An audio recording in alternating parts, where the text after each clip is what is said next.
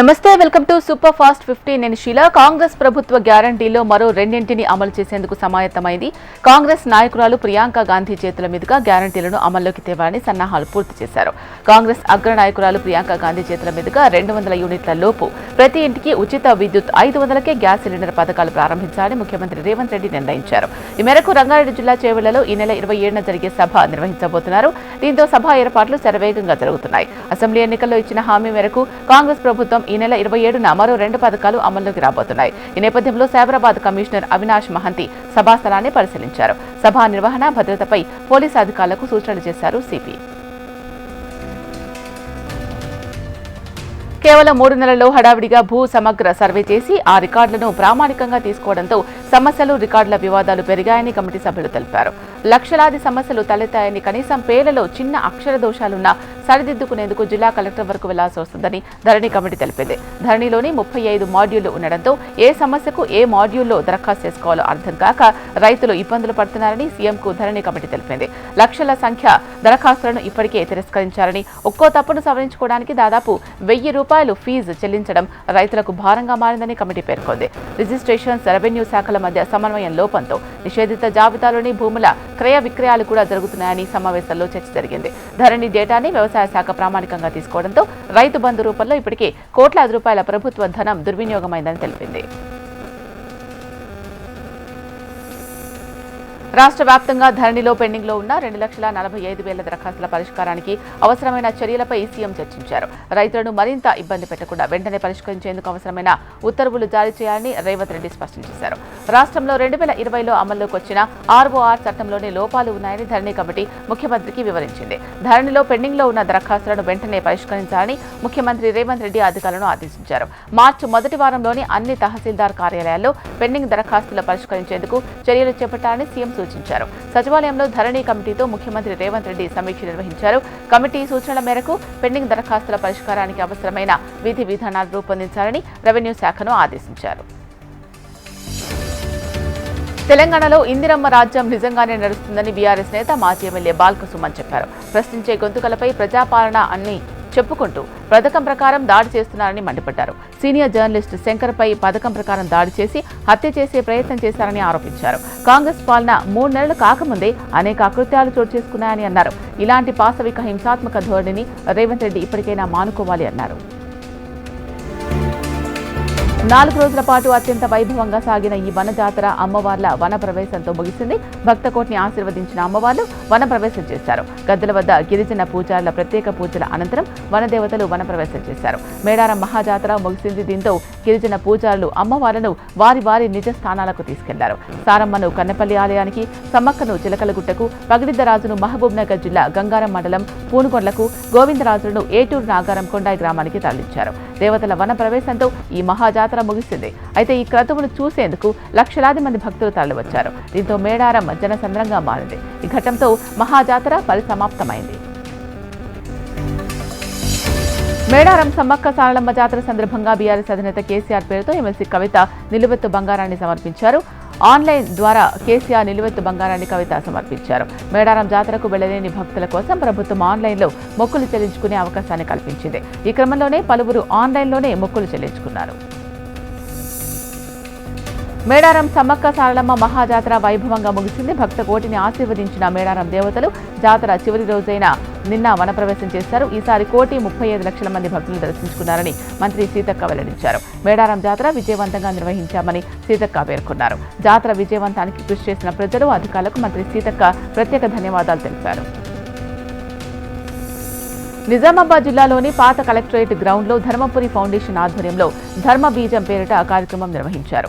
ఏక్ శ్యామ్ శ్రీరామ్ కే నామ్ పేరిట ప్రవచనాలు, భజన కార్యక్రమం నిర్వహించారు. ఈ కార్యక్రమానికి ముఖ్య అతిథిగా పద్మశ్రీ అవార్డు గ్రహీత గరికపాటి నరసింహారావు, ఆధ్యాత్మిక గాయకులు కన్నయ్య మిట్టల్ హాజరయ్యారు. ఈ సందర్భంగా గరికపాటి, కన్నయ్య మిట్టల్ను నిజామాబాద్ ఎంపీ ధర్మపురి అరవింద్ సన్మానించారు. Nagar Kurnool MP ticket fight తారాస్థాయికి చేరింది. ఎంపీ స్థానానికి సీటు ఏఐసీసీ కార్యదర్శిగా కొనసాగుతున్న సంపత్ కుమార్, అటు మల్లు రవి పోటీ పడుతున్నారు. కాగా ఎంపీ సీటు కోసమే తెలంగాణ ప్రభుత్వ ప్రత్యేక ప్రతినిధి పదవికి మల్లు రవి రాజీనామా చేశారు. ఈ నేపథ్యంలో టికెట్ కోసం టఫ్ ఫైట్ నడుస్తోంది. ఇందులో భాగంగానే ఫ్లెక్సీ వార్ మొదలైనట్టు తెలుస్తోంది. నాగర్ కర్నూలు ఎంపీ నియోజకవర్గం పరిధిలోని అన్ని అసెంబ్లీ సెగ్మెంట్లలో సంపత్ కుమార్, మల్లు రవిల ఫ్లెక్సీలు వెలిశాయి. ఇప్పటివరకు ఈ ఫైట్ అంతర్గతంగా కొనసాగిన తాజాగా ఫ్లెక్సీలు వెలియడంతో ఎంపీ టికెట్ పోరు బయటపడినట్టు తెలుస్తోంది. కాగా ఢిల్లీ అధికార ప్రతినిధి పదవికి సైతం మల్లు రవి రాజీనామా చేసి ఎదురు చూస్తూ ఉండగా, మరోవైపు మొన్నటి అసెంబ్లీ ఎన్నికల్లో అలంపూర్లో ఓటమితో ఉన్న సంపత్ కుమార్ టికెట్ కోసం పోటీ పడుతున్నారు. ఈ ఇద్దరూ టికెట్ కోసం గట్టిగా కసరత్తు చేస్తూ ఉండడంతో మాజీ ఎంపీ మందా జగన్నాథం సైలెంట్ అయ్యారు. ప్రధాని మోడీ ఏపీ, తెలంగాణ ప్రజలకు ఇచ్చిన హామీను అమలు చేయాలని మాజీ CBI joint director JD Lakshminarayana demand చేశారు. తెలంగాణ, ఆంధ్రప్రదేశ్ రాష్ట్రాలు విడిపోక ముందు చేసిన వాగ్దానాలు నెరవేర్చాలి అన్నారు. తెలంగాణకు బయ్యారం ఉక్కు పరిశ్రమ, వరంగల్ రైల్వే కోచ్ ఫ్యాక్టరీ ఏమైందని ప్రశ్నించారు. అలాగే ఆంధ్రప్రదేశ్ ఉక్కు పరిశ్రమను మూసివేయడానికి కేంద్ర ప్రభుత్వం ప్రయత్నం చేస్తుందని, ఆంధ్రప్రదేశ్కు ప్రత్యేక ప్యాకేజ్ ఇవ్వాలని ఆయన డిమాండ్ చేశారు. యాదాద్రి థర్మల్ పవర్ ప్రాజెక్టు వేగవంతంగా పూర్తి చేసేందుకు ప్రభుత్వం నుంచి పూర్తి సహకారం ఉంటుందని డిప్యూటీ సీఎం మల్లు భట్టి విక్రమార్క చెప్పారు. యాదాద్రి థర్మల్ పవర్ ప్రాజెక్టు పనుల పురోగతిని రాష్ట్ర మంత్రులు ఉత్తమ్ కుమార్ రెడ్డి, కోమటిరెడ్డి వెంకటరెడ్డితో కలిసి పరిశీలించారు. పవర్ ప్రాజెక్టు జాప్యంతో ప్రభుత్వ ఖజానాపై మోయలేని భారం పడుతుందని చెప్పారు. ప్రాజెక్టు పూర్తికి ప్రభుత్వం తరపున పూర్తి సహాయ సహకారాలు అందిస్తామని భట్టి చెప్పారు. ప్రాజెక్టు పనుల్లో నిర్లక్ష్యం, అలసత్వం, ప్రభుత్వ వ్యతిరేక కార్యకలాపాలు జరిగితే ఉపేక్షించేది లేదని భట్టి విక్రమార్క హెచ్చరించారు. తెలంగాణ ప్రణాళికా సంఘం ఉపాధ్యక్షుడిగా మాజీ మంత్రి చిన్నారెడ్డి నియామకమయ్యారు.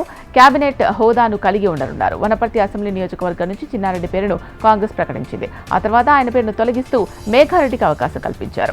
వనపర్తి నియోజకవర్గం నుంచి చిన్నారెడ్డి 3 సార్లు ఎమ్మెల్యేగా గెలుపొందారు. 1985లో యువజన కాంగ్రెస్ నేతగా ఉన్న చిన్నారెడ్డి ఎన్నికల్లో పోటీ చేసి ఓటమి పాలయ్యారు. 1989 ఎన్నికల్లో గెలుపొంది తొలిసారిగా అసెంబ్లీలో అడుగుపెట్టారు. 1994లో టీడీపీ అభ్యర్థి రావుల చంద్రశేఖర్ రెడ్డి చేతిలో ఓడిపోయారు. 1999, 2004 ఎన్నికల్లో తిరిగి గెలుపొందారు. వైఎస్ఆర్ కేబినెట్లో గ్రామీణాభివృద్ధి శాఖ మంత్రిగా పనిచేశారు. 2009 ఎన్నికల్లో ఓడిపోయిన చిన్నారెడ్డి 2014 ఎన్నికల్లో గెలుపొందారు. మొత్తం 4 సార్లు ఎమ్మెల్యేగా ఎన్నికయ్యారు. 2018 ఎన్నికల్లో మళ్లీ ఓడిపోయారు. 2021లో పట్టభద్రుల ఎమ్మెల్సీ అభ్యర్థిగా పోటీ చేసి ఓటమి చవిచూశారు.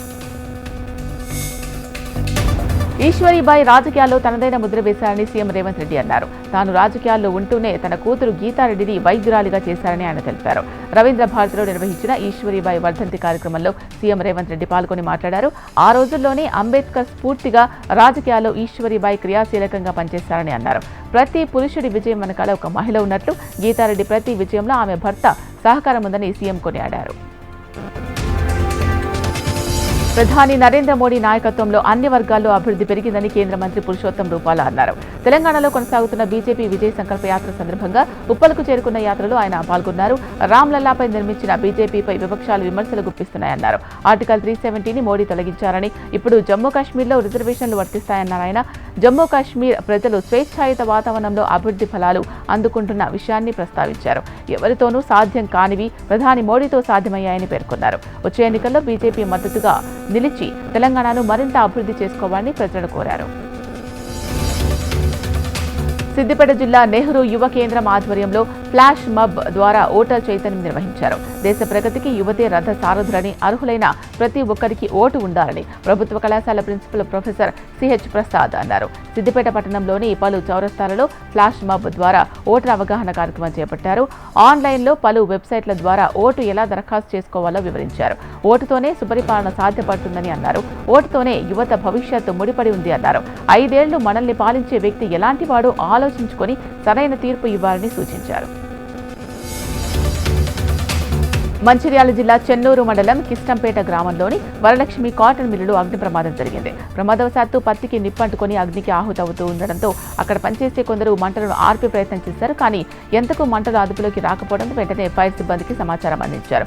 ఘటనా స్థలానికి చేరుకున్న ఫైర్ సిబ్బంది మంటలు అదుపులోకి తెచ్చే ప్రయత్నం చేశారు. పత్తి లోడ్తో వచ్చిన వాహనాలు అన్లోడ్ చేస్తూ ఉండగా ఈ ఘటన జరిగినట్టు తెలుస్తోంది. మహబూబాబాద్ జిల్లాలో పాడి పంటలు సమృద్ధిగా పండి ప్రజలు ఆయురారోగ్యాలతో జీవించాలని గ్రామ దేవతకు వేలాది మంది భక్తులు నడుమ వేద పండితులు శాస్త్రోక్తంగా హోమం బలిహరణ దిష్టి కలశ పూజ నిర్వహించారు. గ్రామ దేవత ప్రథమ వార్షికోత్సవ వేడుకల్లో భాగంగా మహిళలు బారుతీరి తల్లికి జలాభిషేకాలు నిర్వహించి పసుపు కుంకుమ పూలు సమర్పించి ప్రత్యేక పూజలు నిర్వహించారు. ఈ వేడుకల్లో ఎమ్మెల్యే డాక్టర్ మురళీ నాయక్ దంపతులు హోమంలో పాల్గొని ప్రత్యేక పూజలు నిర్వహించారు. ఈ వేడుకలతో పట్టణం ఆధ్యాత్మిక శోభతో పండుగ వాతావరణం నెలకొంది. రంగారెడ్డి జిల్లా రాజేంద్రనగర్లో దొంగలు రెచ్చిపోయారు. ఇంట్లో ఎవరూ లేని సమయాన్ని ఆదునుగా చూసుకుని దొంగలు తమ చేతి వాటాన్ని చూపిస్తూ రెచ్చిపోతున్నారు. కేశవనగర్లోని 3 ఇళ్ల తాళాలు పగలగొట్టి అందిన కాడికి దోచుకెళ్లారు. 2 తులాల బంగారం, వెండి ఆభరణాలతో పాటు ఇంటి పత్రాలు సైతం దుండగులు ఎత్తుకెళ్లారు. వివాహం కోసమని 3 ఇళ్లలోని వారు కర్నూలుకు వెళ్లారు. దొంగతనంపై పోలీసులు కేసు నమోదు చేసి దర్యాప్తు చేస్తున్నారు. గ్రేటర్లో బీఆర్ఎస్ కు బిగ్ షాక్ తగిలింది. GHMC deputy mayor Moti Srilatha Shobhan Reddy పార్టీకి రాజీనామా చేశారు. తమ రాజీనామా లేఖను బీఆర్ఎస్ చీఫ్ కేసీఆర్కు పంపించారు. పార్టీ అనుసరిస్తున్న విధానాలు తమకు బాధించాయని ఆమె తన లేఖలో పేర్కొన్నారు. పార్టీ కోసం 24 ఏళ్లుగా పనిచేశామని, కష్టకాలంలో మీతో ఉన్న ఉద్యమకారులకు పార్టీలో ప్రాధాన్యత లేకపోవడం బాధించాయని లేఖలో తెలిపారు. ఇటీవల మోతి శ్రీలత శోభన్ రెడ్డి దంపతులు సీఎం రేవంత్ రెడ్డిని కలిశారు. సికింద్రాబాద్ ఎంపీ టికెట్ ఆశిస్తున్నట్లు సమాచారం. త్వరలోనే సీఎం రేవంత్ సమక్షంలో కాంగ్రెస్లో చేరనున్నారని సమాచారం. శ్రీశైలం మల్లన్న సన్నిధి మహాశివరాత్రి ఉత్సవాలకు ముస్తాబవుతోంది. శ్రీశైలంలో మార్చి 1వ తేదీ నుంచి 11వ తేదీ వరకు మహాశివరాత్రి బ్రహ్మోత్సవాలు నిర్వహించాలని అధికారులు నిర్ణయించారు. ఈ సందర్భంగా 11వ తేదీ వరకు ఆలయంలోని అన్ని ఆర్జిత సేవలు నిలిపివేయనున్నట్లు ఆలయ అధికారులు స్పష్టం చేశారు. బ్రహ్మోత్సవాల్లో భక్తుల రద్దీ కారణంగా భక్తులందరికీ శ్రీ స్వామివారి అలంకార దర్శనానికి మాత్రమే అనుమతి ఉంటుంది అన్నారు. జ్యోతిర్ముడి కలిగిన శివస్వాములకు 1వ తేదీ నుంచి 5వ తేదీ సాయంత్రం వరకు నిర్దిష్ట వేళలో ఉచిత స్పర్శ దర్శనానికి అవకాశం కల్పించారన్నారు. బ్రహ్మోత్సవాల సందర్భంగా భక్తులకు ఉచిత దర్శనంతో పాటు శీఘ్ర, అతి శీఘ్ర దర్శనం కోసం ఆన్లైన్ కరెంటు బుకింగ్ సౌకర్యం కల్పించారు. అమృత్ భారత్లో భాగంగా దక్షిణ మధ్య రైల్వేలోని స్టేషన్ల ఆధునీకరణ, ఆర్ఓబి, ఆర్యూబీల నిర్మాణానికి కేంద్రం 1853 కోట్లు కేటాయించిందని జీఎం అరుణ్ కుమార్ తెలిపారు. ఈ నెల 26న ప్రధాని మోదీ వర్చువల్ గా పలు రైల్వే అభివృద్ధి పనులకు శంకుస్థాపనలు చేయనున్నారని ఆయన తెలియజేశారు. 57 అమృత్ స్టేషన్ల కోసం 925 కోట్ల రూపాయలు, 156 ఆర్ఓబి, యూబీల కోసం 927 కోట్ల రూపాయలు కేటాయించినట్లు జీఎం అరుణ్ కుమార్ వెల్లడించారు. పార్టీల బలాబలాలు, అభ్యర్థుల విజయ అవకాశాలు బేరీజ్ వేసుకుని జనసేన సహకారంతో తొలి జాబితాను విడుదల చేసినట్లు టీడీపీ అధ్యక్షుడు చంద్రబాబు నాయుడు తెలిపారు. ఆంధ్రప్రదేశ్లో అరాచక పాలనను అంతం చేయడానికి, రాష్ట్ర భవిష్యత్తు కోసం జనసేనతో పొత్తుకు సిద్ధమైనట్లు చంద్రబాబు స్పష్టం చేశారు. తన 40 ఏళ్ల రాజకీయ జీవితంలో 9వసారి ఎన్నికలకు సిద్ధమైనట్టు తెలిపారు. అయితే ఏ ఎలక్షన్లకు చేయని కసరత్తును ఈ ఎన్నికల కోసం చేసినట్లు వివరించారు. అభ్యర్థుల ఎంపికకు ఇంత ఎక్సైజ్ ఎప్పుడు చేయలేదు అన్నారు. రాష్ట్ర భవిష్యత్తు కోసమే ఇంత శ్రమించినట్లు చంద్రబాబు స్పష్టం చేశారు. ఆంధ్రప్రదేశ్ను ప్రశాంతంగా అభివృద్ధి పథంలో నడిపించేందుకు జనసేన మైత్రితో ప్రజా విజయం సాధిస్తామని తెలుగుదేశం పార్టీ జాతీయ అధ్యక్షులు చంద్రబాబు నాయుడు అన్నారు. వచ్చే ఎన్నికల్లో టీడీపీ, జనసేన, బీజేపీ సానుకూల అభిప్రాయంతో ఎన్నికల బరిలో దిగి మంచి ఫలితాలు సాధిస్తామన్నారు. రాష్ట్ర ప్రయోజనాల కోసం భావ సారూప్యత గల జనసేన పెద్ద మనసు చేసుకుని ముందుకు రావడం అభినందనీయమన్నారు. అభ్యర్థుల ఎంపిక విషయంలో ఎక్కడా భేదాభిప్రాయాలకు తావు లేకుండా ఆయా నియోజకవర్గాల్లో పార్టీ పరిస్థితులకు అనుకూలంగా అభ్యర్థులను ఎంపిక చేసి తొలి జాబితాలో 94 మందితో కూడిన జాబితాను ప్రకటించారు. జనసేన, టీడీపీ మధ్య పోటీ విపరీతంగా ఉన్నప్పటికీ ఆ సీట్లపై మరింత కసరత్తు జరిపి అభ్యర్థులను ఖరారు చేసిన విషయాన్ని ప్రస్తావించారు. ఏపీ రాజకీయాల్లో మార్పు కోసం జనసేన సంపూర్ణంగా సహకారం అందించడం అభినందనీయమన్నారు. ఓట్లు చీలకుండా 98% స్ట్రైక్ రేట్తో ఎన్నికలకు వెళ్తున్నట్లు జనసేనాని పవన్ కళ్యాణ్ అన్నారు. ఎక్కువ స్థానాలు తీసుకుని రిస్క్ పడే కంటే తక్కువ స్థానాలు తీసుకుని గెలిచి రాష్ట్ర ప్రజలకు ఉపయోగపడేలా నిర్ణయం తీసుకున్నట్లు జనసేన అధినేత పవన్ కళ్యాణ్ అన్నారు. ఈ నిర్ణయంలో పార్టీ ప్రయోజనాలకు గానీ, వ్యక్తిగత ప్రయోజనాలకు గానీ తావివ్వకుండా కేవలం రాష్ట్ర ప్రజల భవిష్యత్తు కోసం మాత్రమే నిర్మాణాత్మక అడుగులు వేస్తున్నట్లు పవన్ ప్రకటించారు. వైఎస్ఆర్ కాంగ్రెస్ నాయకులు ఎన్ని పన్నాగాలు పన్నినా వాటిని ఎదుర్కోవడానికి, సమర్థవంతంగా పనిచేయడానికి సిద్ధంగా ఉన్నామని జనసేన అధినేత పవన్ కళ్యాణ్ తెలిపారు. అరాచకాల నుంచి ఆంధ్రప్రదేశ్ను విముక్తి కలిగించేందుకు రాజకీయాల్లో విప్లవాత్మక మార్పులు జరగాలి అన్నారు. రాష్ట్ర బంగారు భవిష్యత్తు కోసమే టీడీపీ, జనసేన కలయిక జరిగిందని స్పష్టం చేశారు. టీడీపీ, జనసేన ఉమ్మడి జాబితా ప్రకటించిన సందర్భంగా పవన్ కళ్యాణ్ తన మనసులో మాటను బయటపెట్టారు. వ్యక్తి ప్రయోజనాల కంటే రాష్ట్ర అభివృద్ధి కోసం ఈ నిర్ణయం తీసుకున్నామని పవన్ కళ్యాణ్ అభిప్రాయపడ్డారు. 175 స్థానాల్లో జనసేన నుంచి 24 స్థానాల్లో అభ్యర్థులు పోటీ చేస్తున్నారని తెలిపారు. భారతీయ జనతా పార్టీని దృష్టిలో పెట్టుకుని సీట్లను తగ్గించామని అన్నారు. కష్టపడి పనిచేసిన అభ్యర్థులకు ఎన్నికల్లో విజయం సాధించిన తర్వాత వారికి తగిన పదవి ఇస్తామన్నారు. జనసేన అధినేత పవన్ కళ్యాణ్ పై మంత్రి రోజా సెటైర్లు వేశారు. పవన్ కు సీఎం అయ్యేంత సీన్ లేదని తెలిపోయిందని, అందుకే ఆయనను టీడీపీ 24 సీట్లకే పరిమితం చేసిందని ఆరోపించారు. అసలు పవన్ కళ్యాణ్ పార్టీ ఎందుకు పెట్టారో సమాధానం చెప్పాలంటూ రోజా డిమాండ్ చేశారు. పవన్ ను సీఎం చేసుకోవాలని కాపు సోదరులు చాలా ఆశపడ్డారని, కానీ ఆయన విలువ కేవలం 24 సీట్లు మాత్రమేనని ఈ రోజు తేలిపోయిందని రోజా ఎద్దేవా చేశారు. ఏపీలో వైఎస్ఆర్ కాంగ్రెస్ సునామీని టీడీపీ జనసేన అనైతిక పొత్తులు ఆపలేవని వైసీపీ నేత సజ్జల రామకృష్ణారెడ్డి అన్నారు. ఇరు పార్టీల ఉమ్మడి జాబితాపై ఆయన పెదవి విరిచారు. టీడీపీ జనసేన పొత్తులో బలహీనత కనిపిస్తోంది అన్నారు. పవన్ దయనీయంగా మారారని, పవన్ కు బలం లేదని ఒప్పుకుంటున్నారని అన్నారు. జనసేనను మింగాలని చంద్రబాబు ప్రయత్నిస్తున్నారని సజ్జల ఆరోపించారు. పవన్ కళ్యాణ్ పై మంత్రి అంబటి సెటైర్లు వేశారు. టీడీపీ జనసేన కూటమి తరపున అభ్యర్థుల జాబితాను ప్రకటించగా జనసేన 24 స్థానాల్లో పోటీ చేస్తున్నట్టు ప్రకటించారు. దీంతో జనసేనకు సీట్ల కేటాయింపులపై ఎద్దేవా చేశారు అంబటి. పల్లకి మోయడానికి తప్ప పావలా వంతుకు కూడా పనికిరావని తేల్చేశారంటూ సెటైరికల్ గా ట్వీట్ చేశారు. టీడీపీ అధినేత చంద్రబాబు అసెంబ్లీ అభ్యర్థుల తొలి జాబితాలో ఆముదాల వలస టీడీపీ అభ్యర్థిగా కూన రవి పేరును ప్రకటించారు. ఈ సందర్భంగా చంద్రబాబుకు కూన రవి కృతజ్ఞతలు తెలిపారు. పార్టీ తనపై ఉన్న నమ్మకంతో పేరు ప్రకటించడం ఎంతో సంతోషంగా ఉంది అన్నారు ఆయన. ఎన్నికల్లో ప్రజల అండదండలతో పార్టీని గెలిపించి టీడీపీ గెలుపునకు ఆముదాల వలస నుంచే తొలి అడుగు పడుతుందని ఆయన ఆశాభావం వ్యక్తం చేశారు. మార్చి 3వ తేదీన నెల్లూరు జిల్లా మెదరమెట్లలో వైసీపీ సిద్ధం సభ నిర్వహిస్తున్నట్లు ఆ పార్టీ రాజ్యసభ సభ్యుడు విజయసాయిరెడ్డి చెప్పారు. నెల్లూరు, తిరుపతి, ఒంగోలు లోక్సభ పరిధిలోని అసెంబ్లీ నేతలతో విజయసాయిరెడ్డి సమావేశమయ్యారు. ఇప్పటి వరకు నిర్వహించిన సిద్ధం సభలతో ప్రజల నుంచి మంచి స్పందన వచ్చింది అన్నారు. మెదరమెట్ట సభకు 15 లక్షల మందికి పైగా వస్తారని అంచనా వేస్తున్నట్లు చెప్పారు. వేమిరెడ్డికి పార్టీ నేతలు ఎవరూ దూషించారని, ఆయన ఎప్పుడు సౌమ్యుడే అన్నారు. శరత్ చంద్రారెడ్డి లోక్సభకు పోటీ చేయరని చెప్పారు. ఎంపీగా పోటీ చేస్తారంటూ కొందరు సోషల్ మీడియాలో ప్రచారం చేస్తున్నారని అన్నారు. అసెంబ్లీ ఎన్నికల్లో వైసీపీ క్లీన్ స్వీప్ చేయడం ఖాయమన్నారు రాజ్యసభ ఎంపీ వైవి సుబ్బారెడ్డి. టీడీపీ లిస్టు తయారు చేయడానికే కష్టపడుతోంది అన్నారు. పవన్ చంద్రబాబుకు పట్టాభిషేకం చేయాలని చూస్తున్నారన్న సుబ్బారెడ్డి, అందుకే 24 సీట్లకే జనసేన పరిమితమైంది అన్నారు. పవన్ కు పట్టాభిషేకం చేసే సత్తా లేదు, చంద్రబాబుకు పట్టాభిషేకం చేసుకునే అర్హత లేదని ఎద్దేవా చేశారు.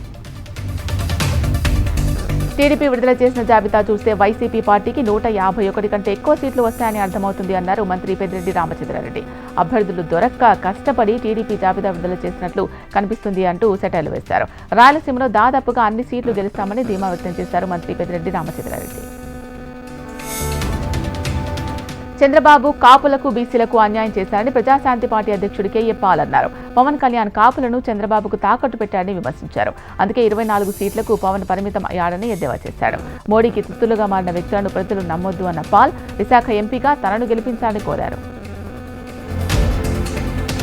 ఏపీపీఎస్సీ గ్రూప్ 2 పరీక్షల నిర్వహణకు విస్తృతమైన ఏర్పాట్లు చేసినట్లు ఏపీ ప్రభుత్వ ప్రధాన కార్యదర్శి డాక్టర్ కెఎస్ జవహర్ రెడ్డి వెల్లడించారు. జిల్లా కలెక్టర్లు, ఎస్పీలు, ఏపీపీఎస్సీ అధికారులతో జవహర్ రెడ్డి వీడియో కాన్ఫరెన్స్ నిర్వహించారు. ఈ రోజు జరగనున్న గ్రూప్ ప్రిలిమినరీ స్క్రీనింగ్ పరీక్షల్లో ఎలాంటి అవాంఛనీయ సంఘటనలు జరగకుండా కట్టుదిట్టమైన చర్యలు చేపట్టాలని ఆదేశించారు. పరీక్షా కేంద్రాల్లో కనీస సౌకర్యాలు ఉండేలా చూడాలని సూచించారు.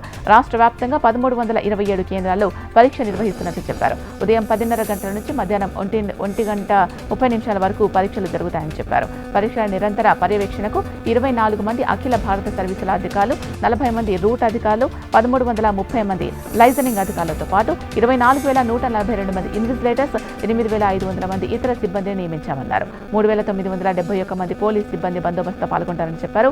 ప్రశ్నాపత్రాలు, జవాబుపత్రాలు తదితర కాన్ఫిడెన్షియల్ మెటీరియల్ నిర్దేశిత ప్రాంతాలకు సురక్షితంగా తరలించేందుకు వీలుగా 900 మంది ఎస్కార్ట్ సిబ్బందిని నియమించినట్టు చెప్పారు. ఇందుకోసం 14 ఆర్టీసీ బస్సులు వినియోగిస్తున్నామన్నారు. ఏపీపీఎస్సీకి చెందిన 51 మంది అధికారుల పరీక్ష నిర్వహణ తీరును పర్యవేక్షిస్తారని జవహర్ రెడ్డి వివరించారు. పరీక్షా కేంద్రాలను సీసీటీవీ కెమెరాలతో అనుసంధానించినట్టు చెప్పారు. అనంతపురం జిల్లా కళ్యాణదుర్గ మండలంలో చిరుతలు హల్చల్ చేస్తున్నాయి. వర్లి, భట్టువానిపల్లి గ్రామాల మధ్య 4 చిరుతలు సంచరిస్తున్నాయి. దీంతో గ్రామ ప్రజలు బయటకు వెళ్లాలంటే భయాందోళనకు గురవుతున్నారు. నల్లగుట్టలోని గృహాలను స్థావరాలుగా చేసుకుని 2 పెద్ద చిరుతలు, 2 పులి కూనలు సంచరిస్తున్నాయని గ్రామస్తులు చెబుతున్నారు. చిరుతల నుంచి గ్రామాల ప్రజలకు ఇబ్బందులు కలగకుండా బీట్ ఆఫీసర్స్ గస్తీ కాస్తున్నారు. అనంతపురం జిల్లా రాయదుర్గం నియోజకవర్గం టీడీపీ ఎమ్మెల్యే అభ్యర్థిగా పోలీసు బ్యూరో మెంబర్ మాజీ మంత్రి కాల్వ శ్రీనివాసులకు మరొకసారి టికెట్ ప్రకటించారు టీడీపీ అధినేత చంద్రబాబు. దీంతో రాయదుర్గం పట్టణంలో టీడీపీ నాయకులు, కార్యకర్తలు బాణసంచా పేల్చి సంబరాలు చేసుకున్నారు. రాయదుర్గంలో మరోసారి టీడీపీ జెండా ఎగురేస్తామంటూ టీడీపీ పట్టణ అధ్యక్షులు రాజు ధీమా వ్యక్తం చేశారు. కాల్వ శ్రీనివాసులకు టికెట్ ప్రకటించినందుకు టీడీపీ కార్యకర్తలు చంద్రబాబు నాయుడికి కృతజ్ఞతలు తెలియజేశారు. అనంతపురం టీడీపీలో టికెట్ల పంచాయతీ తెరపైకొచ్చింది. కళ్యాణదుర్గం టీడీపీ టికెట్ హనుమంతరాయ చౌదరికి కేటాయించకపోవడంపై ఆయన వర్గీయులు ఆందోళనకు దిగారు. పార్టీ ఆఫీసులోని టీడీపీ జెండాలను, చంద్రబాబు ఫ్లెక్సీలను తొలగించారు. పార్టీ అత్యంత తప్పు చేశారని, డబ్బులకు అమ్ముడుపోయారు అంటూ ఆరోపిస్తున్నారు. కళ్యాణదుర్గం టికెట్ను అలిమినేని సురేంద్రబాబుకు కేటాయించడంపై మండిపడుతున్నారు. మాఘ పౌర్ణమి సందర్భంగా విశాఖ జిల్లా రేపు పోలవరం, పూడి మాదక తీర ప్రాంతాల్లో భక్తులు సముద్ర స్నానాలు ఆచరించి మాధవ స్వామిని దర్శించుకున్నారు. ప్రతి సంవత్సరం ఇలా పూజలు చేయడం ఈ ప్రాంతవాసుల ఆనవాయితీ. మాఘ పౌర్ణమి రోజు సముద్ర స్నానం చేస్తే పాప పరిహారం జరుగుతోందని, కోరిన కోరికలు తీరుతాయని భక్తుల నమ్మకం. దీంతో తీర ప్రాంతాల్లో భద్రతా చర్యలు చేపట్టారు అధికారులు. భక్తుల కోసం ప్రత్యేక ఏర్పాట్లు చేశారు. ఢిల్లీలో తెలంగాణ బీజేపీ ముఖ్య నేతలు పర్యటిస్తున్నారు. బీజేపీ జాతీయ సంస్థాగత ప్రధాన కార్యదర్శి బిఎల్ సంతోష్తో తెలంగాణ బీజేపీ ఇన్ఛార్జీలు Sunil Bansal, Tarun Chugh, BJP chief Kishan Reddy, Laxman, Bandi Sanjay, DK అరుణ, ఈటెల రాజేందర్తో పాటు పలువురు భేటీ అయ్యారు. లోక్సభ బీజేపీ అభ్యర్థుల ఎంపిక, ఇతర అంశాలపై చర్చించారు. మరోవైపు ఇవాళ రాత్రికి అమిత్ షా, జేపీ నడ్డాతో తెలంగాణ బీజేపీ ముఖ్య నేతలు భేటీ కానున్నారు. కృష్ణా జిల్లా టీడీపీలో అసంతృప్తి తారాస్థాయికి చేరుకుంది. పెడన టికెట్ను కాగిత కృష్ణప్రసాద్కు కేటాయించారు చంద్రబాబు. అయితే తనకు సీటు ఇవ్వకపోవడంపై బూరగడ్డ వేదవ్యాస్ తీవ్ర అసంతృప్తికి గురయ్యారు. ప్రస్తుతం టీడీపీ రాష్ట్ర ఉపాధ్యక్షుడిగా కొనసాగుతున్న వేదవ్యాస్ ఉమ్మడి అభ్యర్థిగా పెడన టికెట్ తనకే వస్తుందని ఆశలు పెట్టుకున్నారు. ఇప్పుడు తనకు టికెట్ దక్కకపోవడంతో తీవ్ర అసహనానికి గురయ్యారు. కృతివెన్ను మండలం చిన్న పాండ్రాకకు కార్యకర్తల సమావేశంలో వేదవ్యాస్ అస్వస్థకు గురయ్యారు. హుటాహుటిన కార్యకర్తలను అతన్ని స్థానిక ఆసుపత్రికి తరలించడం జరిగింది. త్వరలోనే చంద్రబాబు, పవన్ను కలుస్తానని, తనకు జరిగిన అన్యాయంపై నిలదీస్తానని వేదవ్యాస్ చెబుతున్నారు. టీడీపీ, జనసేన కార్యకర్తల మద్దతు తనకు ఉంటుంది అంటున్న వేదవ్యాస్ ఇండిపెండెంట్గా పోటీ చేసి గెలిచే సత్తా తనకుంది అన్నారు. ఇదిలా ఉంటే జనసేనకు షాక్ తగిలింది. ఆ పార్టీకి కృతివెన్ను, గూడూరు, పెడన, బంటుమిల్లి మండల అధ్యక్షులు రాజీనామా చేశారు. పెడన సీటు జనసేనకు కేటాయించకపోవడంపై ఆగ్రహం వ్యక్తం చేశారు. పెడన టికెట్ జనసేనకు ఇస్తారని ఆశించామని, వేదవ్యాస్ను ఉమ్మడి అభ్యర్థిగా ప్రకటిస్తారనుకున్నామని, తమకు అన్యాయం జరిగిన చోట తాము ఉండలేము అంటూ రాజీనామా చేశారు. ఎన్నికల నిబంధనల్లో భాగంగా చేసిన బదిలీలో మభ్యపెట్టే ప్రయత్నాలు చేయొద్దని రాష్ట్రాలను కేంద్ర ఎన్నికల సంఘం హెచ్చరించింది. కొన్ని రాష్ట్రాలు ఉద్దేశపూర్వకంగా ఈ తరహా ప్రయత్నాలు చేసినట్లు తమ దృష్టికి వచ్చిందని పేర్కొంది. మార్గదర్శకాల్లో భాగంగా 3 ఏళ్లు సర్వీస్ దాటిన అధికారుల బదిలీలు ఒకే పార్లమెంట్ నియోజకవర్గంలో ఉండకూడదని స్పష్టం చేసింది. కొన్ని చోట్ల జిల్లాలు మార్చినట్లు చూపించి ఒకే పార్లమెంట్ నియోజకవర్గంలో బదిలీలు చేసినట్లు వెల్లడించింది. ఇది ఎన్నికల మార్గదర్శకాల స్ఫూర్తికి విఘాతమని తెలిపింది. ఈ తరహా బదిలీలు చేస్తే తగిన చర్యలు చేపడతామని కేంద్ర ఎన్నికల సంఘం తేల్చెప్పింది. సదరు అధికారులు ఎన్నికల విధులకు ఆటంకం కలిగించకుండా ఈసీఐ పటిష్టమైన చర్యలు చేపడుతుందని స్పష్టం చేసింది. ఇప్పటివరకు చేసిన అన్ని బదిలీలకు ఈ ఆదేశాలు వర్తిస్తాయని చెప్పింది. ఎన్నికల్లో సమాన అవకాశాలు లేకుండా చేసే వారి పట్ల ఏమాత్రం ఉపేక్షించేది లేదని తేల్చి చెప్పింది. అయోధ్యలో కొలువుదీరిన రామయ్యకు భక్తుల నెల రోజుల వ్యవధిలో 25 కోట్ల మేర విరాళాలను సమర్పించుకున్నారు. విరాళాల్లో 25 కిలోల బంగారు, వెండి ఆభరణాలు ఉన్నట్లు ఆలయ ట్రస్ట్ వెల్లడించింది. జనవరి 23 నుంచి దాదాపు 60 లక్షల మంది భక్తులు బాలరాముని దర్శించుకున్నట్లు తెలిపింది. భక్తులు కానుకగా ఇచ్చే బంగారు, వెండి ఆభరణాలు, విలువైన వస్తువుల మదింపు, వాటిని కరిగించడం నిర్వహణను భారత ప్రభుత్వ టంకశాలకు అప్పగించినట్లు రామాలయ ట్రస్ట్ ట్రస్టీ అనిల్ మిశ్రా తెలిపారు. అదేవిధంగా విరాళాలు, చెక్కులు, డ్రాఫ్ట్లు, నగదు సేకరణ, వాటిని బ్యాంకులో జమ చేయడం వంటి బాధ్యతలను ఎస్బీఐకు అప్పగించినట్లు, ఈ మేరకు బ్యాంకుతో ఒప్పందం కుదుర్చుకున్నట్లు వెల్లడించారు. తెలంగాణలో విజయ సంకల్ప యాత్రలతో హుషారుగా ఉన్న బీజేపీ శ్రేణులతో ఆ పార్టీ జాతీయ నేత, కేంద్ర మంత్రి అమిత్ షా ప్రత్యేకంగా సమావేశం కానున్నారు.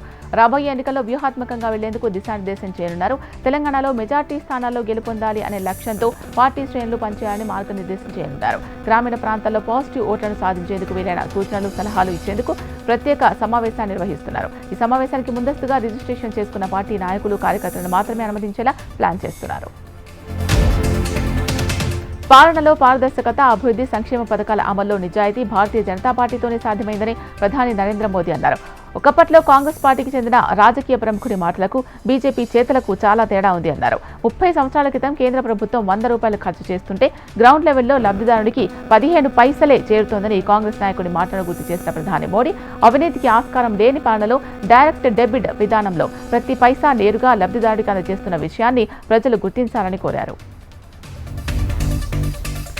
త్వరలో జరగబోయే సార్వత్రిక ఎన్నికలకు కేంద్రంలో అధికారంలో ఉన్న భారతీయ జనతా పార్టీ సమాయత్తమవుతోంది. కేంద్ర ఎన్నికల సంఘం స్కెడ్యూల్ ప్రకటించకముందే లోక్సభకు పోటీ చేయబోయే తమ పార్టీ అభ్యర్థుల జాబితాను ప్రకటించేందుకు సిద్ధమవుతోంది. తొలి విడతగా 100 మందితో జాబితాను వచ్చే వారం ప్రకటించే అవకాశం ఉన్నట్లు తెలుస్తోంది. ఎన్నికల సన్నాహాల్లో భాగంగా బీజేపీ కేంద్ర ఎన్నికల కమిటీ ఫిబ్రవరి 29న భేటీ కానుంది. అదే రోజు తొలి జాబితాను విడుదల చేసే అవకాశం ఉన్నట్లు సమాచారం. ఇందులో ప్రధాని మోడీ, హోంమంత్రి అమిత్ షా పేర్లు ఉండే అవకాశం ఉన్నట్లు తెలుస్తోంది. వారణాసి నుంచి 2 సార్లు పోటీ చేసి గెలుపొందిన ప్రధాని మోదీ మరోసారి అదే స్థానం నుంచి పోటీ చేయబోతున్నారు. 2019 ఎన్నికల్లో గాంధీనగర్ నుంచి గెలుపొందిన కేంద్ర హోంమంత్రి అమిత్ షా మరోసారి అక్కడి నుంచే బరిలోకి దిగే అవకాశం ఉంది. మార్చి 10 తర్వాత ఏ క్షణమైనా ఎన్నికల స్కెడ్యూల్ వెలువడే సూచనలు కనిపిస్తున్నాయి. కాంగ్రెస్ పార్టీ అంటేనే బంధుప్రీతి, అవినీతికి కేర్ ఆఫ్ అన్నారు ప్రధాని మోడీ. దేశాభివృద్ధి ఆ పార్టీ ఎజెండాలోనే లేదు అన్నారు. వీక్షిత్ భారత్, వీక్షిత్ ఛత్తీస్గఢ్ కార్యక్రమంలో భాగంగా రాయ్పూర్లో పర్యటించిన ప్రధాని 34,400 కోట్ల విలువైన అభివృద్ధి పనులకు శంకుస్థాపన చేశారు. దేశానికి స్వాతంత్ర్యం వచ్చిన తర్వాత చాలా సంవత్సరాలు కాంగ్రెస్ పాలించినప్పటికీ దేశ భవిష్యత్తుపై ఆ పార్టీ నాయకులకు పట్టింపు లేదని విమర్శించారు. రాజకీయ ప్రయోజనాలు దృష్టిలో ఉంచుకుని నిర్ణయాలు తీసుకున్నారని అన్నారు. ఇప్పటికీ కాంగ్రెస్ దిశ మారలేదు అన్నారు. లోక్సభ ఎన్నికల్లో కాంగ్రెస్ ఆమ్ ఆద్మీ పార్టీ మధ్య పొత్తు కుదిరింది. ఢిల్లీ సహా గుజరాత్, హర్యానా, చండీగఢ్, గోవాలో కలిసి పోటీ చేయాలని కాంగ్రెస్ ఆ పార్టీలు నిర్ణయించాయి. సీట్ల సర్దుబాటుపై పలు దఫాల చర్చల అనంతరం ఇరు పార్టీలు ఒక ఒప్పందానికి వచ్చాయి. 5 రాష్ట్రాల్లో కలిసి పనిచేస్తున్నట్లు అధికారికంగా ప్రకటించారు. ఢిల్లీలో మొత్తం 7 లోక్సభ స్థానాలకు ఆప్ 4 స్థానాల్లో పోటీ చేస్తున్నట్టు తెలిపారు. గుజరాత్లో 26 లోక్సభ స్థానాలకు కాంగ్రెస్ 24, ఆమ్ ఆద్మీ పార్టీ 2 స్థానాలు కేటాయించారు. హర్యానాలో 10 లోక్సభ స్థానాలు కాంగ్రెస్ 9, ఆప్ ఒక్క స్థానంలో బరిలో నిలవనుంది. గోవా, చండీగఢ్ లోక్సభ స్థానాల్లో కాంగ్రెస్ మాత్రమే పోటీలో నిలిచేలా ఒప్పందం కుదుర్చుకున్నారు. మరోవైపు పంజాబ్లో ఇరు పార్టీల మధ్య ఎలాంటి పొత్తు ఉండబోదని ఆప్ చీఫ్ ఢిల్లీ సీఎం అరవింద్ కేజ్రీవాల్ స్పష్టం చేశారు. పంజాబ్లో మొత్తం 13 స్థానాల్లో ఆప్, కాంగ్రెస్ విడివిడిగానే బరిలోకి దిగుతాయని చెప్పుకొచ్చారు. ప్రపంచ వేదికపై భారతదేశ ప్రతిష్టను దిగజార్చడానికి ప్రయత్నిస్తున్న పాకిస్తాన్ ప్రచారాన్ని కశ్మీర్ సామాజిక కార్యకర్త, జర్నలిస్ట్ యానా మీర్ తీవ్రంగా ఖండించారు. బ్రిటన్ పార్లమెంట్లో ఏర్పాటు చేసిన సంకల్ప్ దివాస్ కార్యక్రమంలో యానా మీర్ ప్రసంగించారు. భారత్లో అంతర్భాగమైన కశ్మీర్లో తనకు భద్రత, స్వేచ్ఛ ఉందని స్పష్టం చేశారు. ఈ విషయంలో పాకిస్తాన్ భారత్పై చేస్తున్న దుష్ప్రచారాన్ని యానా మీర్ తిప్పికొట్టారు. భారతదేశంలో స్వేచ్ఛగా, సురక్షితంగా ఉన్న, భారత్లో అంతర్భాగంగా ఉన్న నా మాతృభూమి కశ్మీర్లో ఉన్నా నేనెప్పుడు అక్కడి నా దేశం నుంచి శరణార్థిలా ఇక్కడ ఉండాల్సిన అవసరం లేదు అన్నారు.